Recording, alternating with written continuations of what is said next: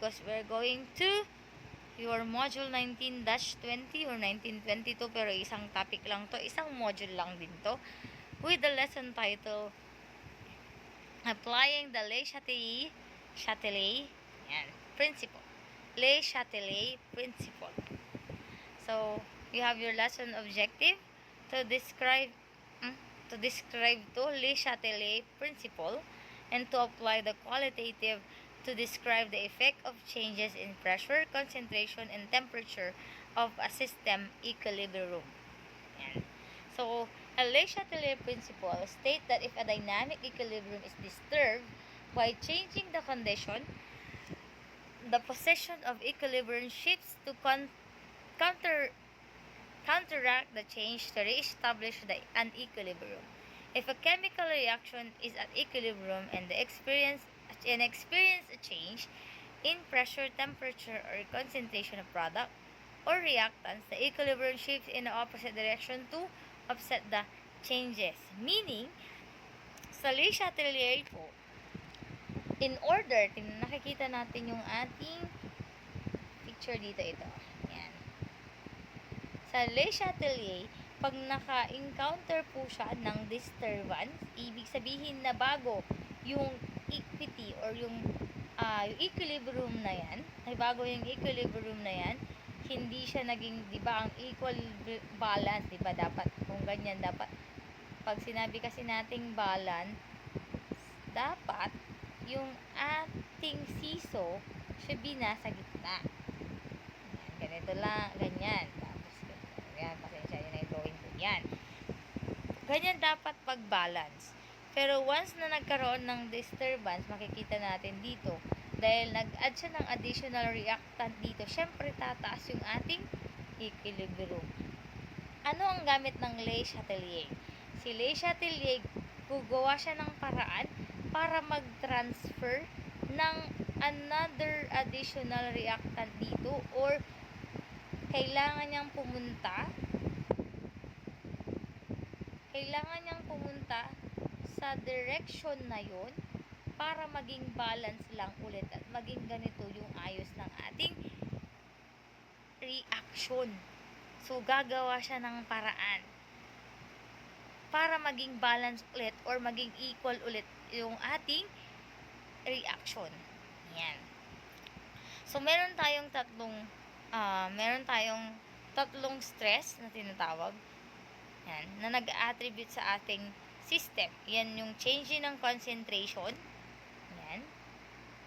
Of the reactants or product. Nagbago yung temperature sa system or nagkaroon ng changes sa pressure. Yan. So, pag nagkaroon ng pagbabago sa concentration, syempre magbabago din yung equilibrium. Kasi sabi ko nga kanina sa equilibrium constant or sa chemical equilibrium, dapat the concentration and the amount of the reactant and products are constant. Hindi pwedeng magbago. So, pag nagkaroon na ng pagbabago yung reactant in terms of your concentration, nadagdagan yung ating reactant, syempre hindi po siya magiging balance. So, mas tataas yung isang part and then bababa yung isang part.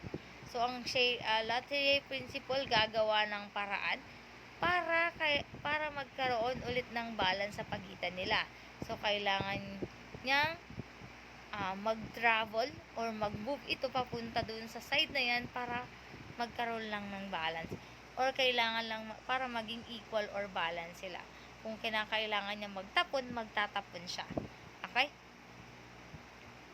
So, yan. So, ito yun. The effect of change in concentration. So, sa concentration, pag nagkaroon ng pagbabago, ano yung epekto niya? If the concentration of A increase and the system reacts to consume some of it, if the reactant is added, yan. Pag nadagdagan daw po yung reactant, yan. Tandaan to, pag yung reactant natin nadagdagan, then the shift would be going to the right. Yan. If the product naman lang yung nadagdagan, then the equilibrium position shifted to the left. Yan. Okay? If the concentration B decreases, yan, B naman decreases, the system reacts to consume some of it. If the reactants is moved or removed naman to, binawasan, tinanggalan, the position left, move to left. If a product is removed, yan, sa product naman yung tinanggalan, yan, yung equilibrium position natin, mag-shift siya sa right. Yan. Only substance that appear in the expression for Q can have an effect, and a change in concentration has no effect on the value of your K or equilibrium constant. Yan. So, wala daw pong effect ang change in concentration sa value ng ating equilibrium constant. Constant nga eh. Yan. So, ito yun. Pag nag-increase yung ating A, ito. Itong part na to, isa lang naman yung pwede mag-increase dito. Isa sa reactant, isa sa product. So, for example, nag-increase tayo, nagdagdag ka dito sa ating reactant, ibig sabihin, mag-i-increase yan. So, the move of your equilibrium going to the right. Okay? Pag nabawasan naman yan, then, it will shifted to the left. Yan. So, tatlo lang naman yung ating, tatlo lang naman yung ating compound dyan. Yan. Dalawa sa reactant. And then, meron tayong isa lang yung kanilang product. Yan. So, pag yung product naman, kung ito namang product natin, yung nag-add, ito naman yung nadagdagan yan, yung nag-add, then, ang ating move or direction ng ating equilibrium will be going to the left. Yung siso natin papunta naman ng left. Yan. So, pag yung ating product naman nadagdagan, nabawasan, ito naman, decrease naman na siya, then, the movement or the direction of the equilibrium should be right. Yan, tandaan nyo yan. Huwag sana kayong malito. So, pag nag-increase naman, yung isa sa product natin, yan, either of the two, basta nag-increase nag-increase si reactant natin, then the direction should be going to right. Yan. So, pag nag-increase ang reactant, yan, parehas ang reactant yung dalawang yan. So, pag nag-increase ang isa sa reactant, then the direction should be going to right. Pag nag-decrease ang isa sa reactant, then the direction is going to left. Yan, kahit anong chemical equation yan, pag ang concentration daw sa reactant ay nabawasan, then left ang punta. Pero pag nadagdagan daw yung concentration ng ating reactant, then the direction should be going to the right. Ayan. Pag product naman, product ito. Ayan, baka malito pa rin kayo. Product naman yung nadagdagan, ayan, then the direction could be going to the left. Pero pag nabawasan naman yung product natin, nag-decrease, then you're going to the right. Ayan. So, yun yung ito lang naman yung magiging ito lang naman yung kailangan yung tandaan sa Le Chatelier principle, kundi yung mga direction lang kung saan kayo pupunta. Yan, saan ba kayo magdadagdag para maging left yung punta niya? Saan ba kayo magbabawas para maging right yung direction niya?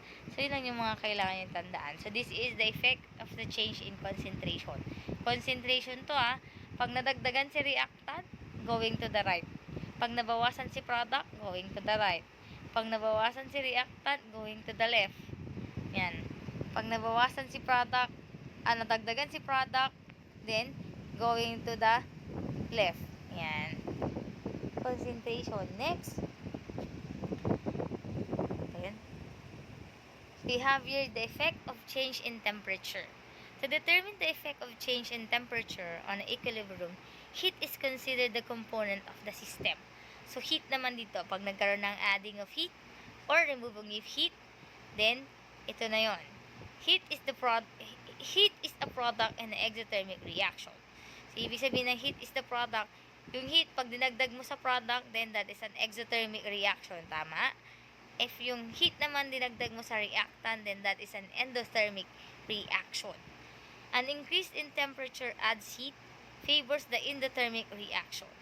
So, pag positive yung ating enthalpy or change in enthalpy, yan, makikita mo dyan yung positive dyan. Saan yung ballpen mo yan? So, pag nag-add ka daw ng heat, yan, sa ating reactant, that is an endothermic, then the reaction is going to the, saan papunta? Going to the right. Yan, going to the right. Yan, if naman, the heat is added dito naman sa product or exothermic, negative yung enthalpy natin, then the reaction going to the left or the equilibrium should be going to the left. Kung mapapansin nyo, kung saan kayo nagdagdag, dun, yung opposite dun kayo pupunta. Bakit? Para maging balance sila. Kumbaga sa siso yan, yung siso na yan, ganyan.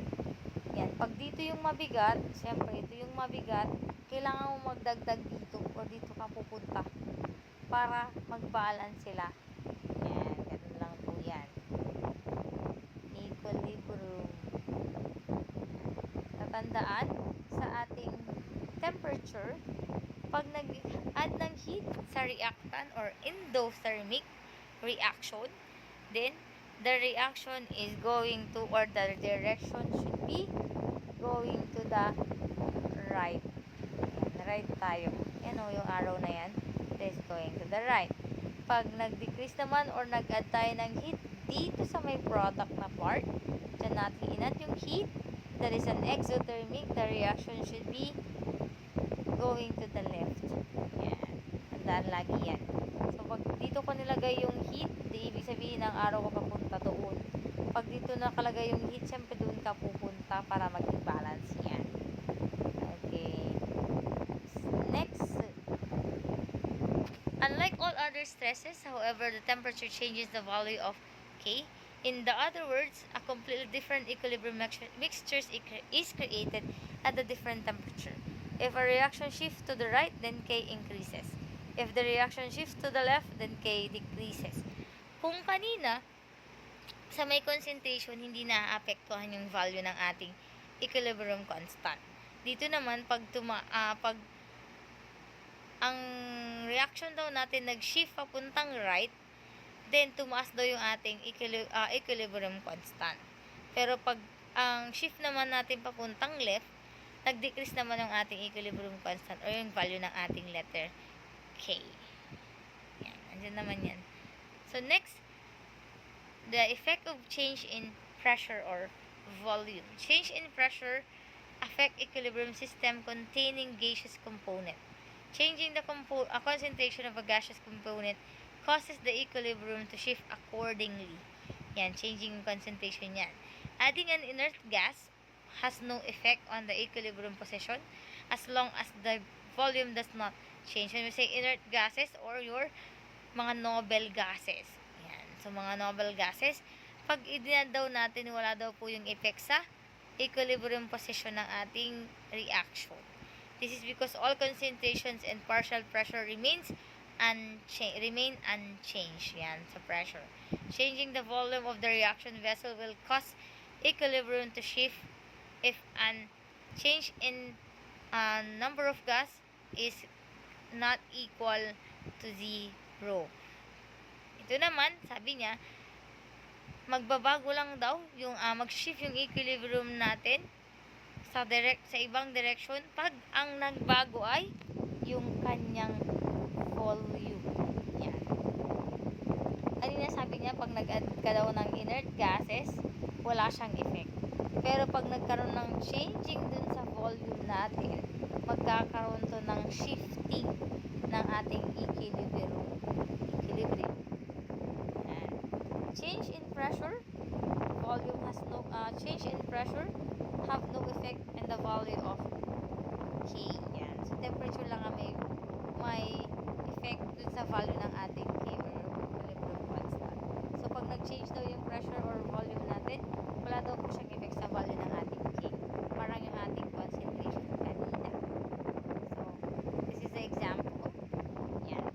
example naman sa pressure natin, the effect of pressure in a concentration. So, dito, makikita natin, to bumaba, the lower the pressure, the lower the pressure, the higher the volume. So, ibig sabihin, kung saan yung mas maraming molecules ng gas or moles ng gas, doon din pupunta yung arrow. So, we're going to the left. Right. Yan. Next, pag higher naman yung pressure mo, pero bababa yung volume mo, so, ibig sabihin, pag bababa yung volume mo, konti lang yun. So, fewer moles of gases, then the direction should be saan papunta? Siyempre dyan, kasi kukunti na. Yan. So, going to the right. Yan. So, meron ako ditong summary. Ito yan. Concentration, increase in reactant. Yan. Pag nag-increase daw yung reactant natin, nag-increase yung reactant, nadagdagan yung reactant natin, then ang arrow natin papunta sa product. Siyempre, kung saan ka nagdagdag, yung arrow mo papunta dun sa hindi mo dinagdagan. Ganun lang yung technique dyan. Next, decrease of reactant. Nabawasan yung reactant mo. Siyempre, decrease yan. So, siyempre, yung arrow mo papunta din ng reactant. Kasi kung konti dun, nabawasan eh. So, dun ka papunta sa may reactant. Pag increase naman yung product natin, yan. Siyempre, the formation or the shift of the equilibrium or the direction should be going to the reactant. Siyempre, nagdagdag ka sa product, mas marami yung nasa product, mas mabigat. So, tendency, tataas yung sa reactant, so dapat doon ka pupunta. Doon yung direction mo para maging balance ulit yung ating reaction. So, pag nag-decrease naman yung ating nag-decrease naman yung ating concentration sa product, then decrease yung word, so dapat papunta ka din, yung arrow mo papunta din sa product. Yan, tandaan nyo yan. Nakakalito lang yan, pero pag nag-decrease, kung saan sa nag-decrease, doon din papunta ang arrow. Pag saan nag-increase, kabaliktaran nun yung arrow. Ano lang yun. Next, increase in pressure, decrease in volume. Siyempre, pupunta ka, nag-increase yung pressure mo, bumaba yung volume mo, so papunta ka dun kung saan yung may fewer moles of gases. Yan. Ito naman, pag nag-decrease, yan, nag-decrease, nabawasan yung ating pressure, nag-increase yung volume mo, pupunta ka kung saan yung mas marami yung pressure. So, pupunta ka dun sa kabilang direksyon. Yan. Pag inert gases yung dinagdag, for noble gases, wala kang gagawin kasi the concentration is unchanged. Wala naman effect ang ating inert gases and noble gases sa ating pressure. Yan. Next, we have here your temperature. So, temperature naman, if nag-increase yung temperature natin towards absorption of heat. Yan. Kung saan may nag-absorb ng heat, yan, doon ka pupunta. Toward absorption ng heat, doon pupunta. Pag nag-decrease yung temperature natin, kung saan may release ng heat, doon ka din pupunta. Kapaligtaran lagi yan.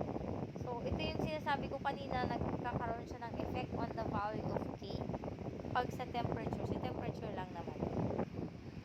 Magkakaroon ng increase ng enthalpy of the reaction if enthalpy is greater than 0. Nagkakaroon ng decrease if nagkakaroon ng decrease ng value ng K pag yung ating enthalpy reaction is less than 0. Yan. Pag nag-increase naman yung ating enthalpy reaction, and then ang ating value of K would be less than 0. And then the decrease of, if nag-decrease ang ating enthalpy reaction, then meron tayong greater than 0 na value of letter K. And so, catalyst added, forward forward and reverse equilibrium attain sooner rates easily increase equally. So, pag meron naman daw tayong catalyst, wala namang magbabago dito sa direction ng ating reaction. Forward and reverse equilibrium attain sooner, rates increase equally. Kasi pinapabilis lang naman ng ating catalyst ang rate of a reaction. So, mas mapapabilis pag may catalyst na ma-reach ng ating reaction yung state of equilibrium.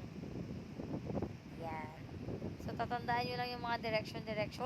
So, I guess that's all for day 90 and 19-20.